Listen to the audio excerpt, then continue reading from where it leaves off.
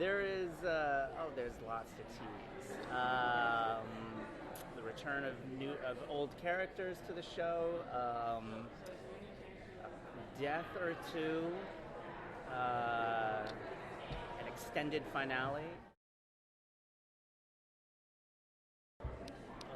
My original vision for the series finale was episode 520, so that was one of the things that changed.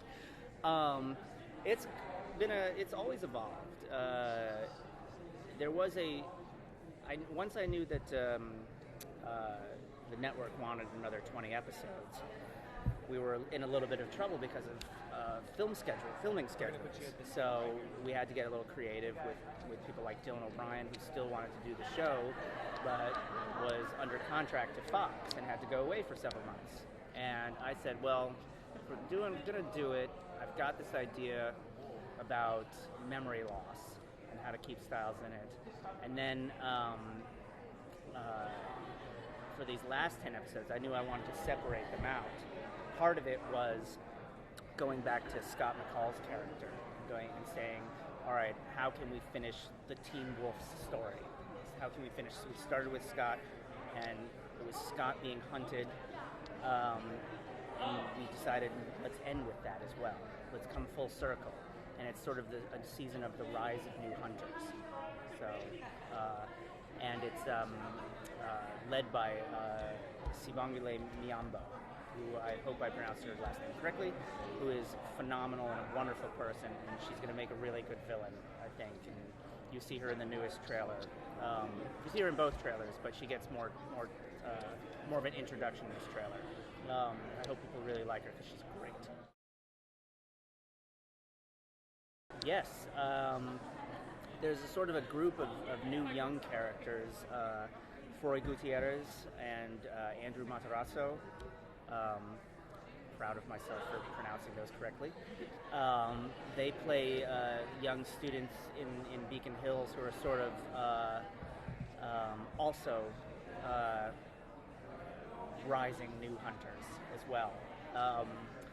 Sibo's character, Monroe, sort of gets into the hearts and souls of the teenage population, and Scott and his friends find everyone turning against them, seeing them as pariahs. So the new season is very much about fear, about being an outcast, about being an outsider.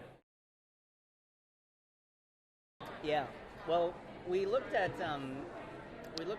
season 5, and there were scenes in season 5 that I knew we wanted to do, which was sort of a callback to Buffy, because at a certain point everybody knows who Buffy is. They all know she's the Slayer. They all know about vampires now, and we knew that we were going to have to reach that point in Teen Wolf. And it's really the scene in the library where all those students are hiding. Yeah, go ahead. All those students are hiding in the stacks and seeing Scott. They've seen him.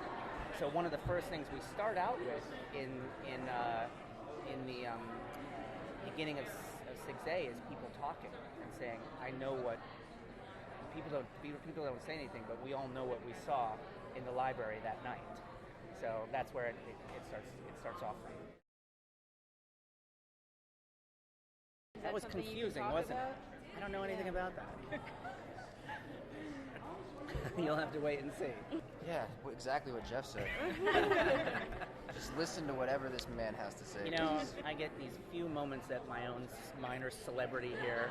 The actors just come and ruin it. No. We'll keep you on your toes, Jeff. Come on, man. I love you. Well, it was always said in season 2, Jackson's everyone's type, right? Yeah, that's what you were referencing, yeah. So we'll see just what that means. I hope so. We had so many characters by the end that writing the finale was a real challenge. And I also wasn't there for a good bit of shooting because I was off doing a pilot for Let the Right One In for TNT, which unfortunately didn't go forward. So I had my own distractions, but and thankfully I had the great team of writers carrying the torch. But we put her all into the last few episodes especially, so hopefully the fans like it. Yeah, it's pretty epic. we worked really hard. So, and the last scene feels like a series ender to me. So it felt good when I watched it. Bye, guys. Thanks.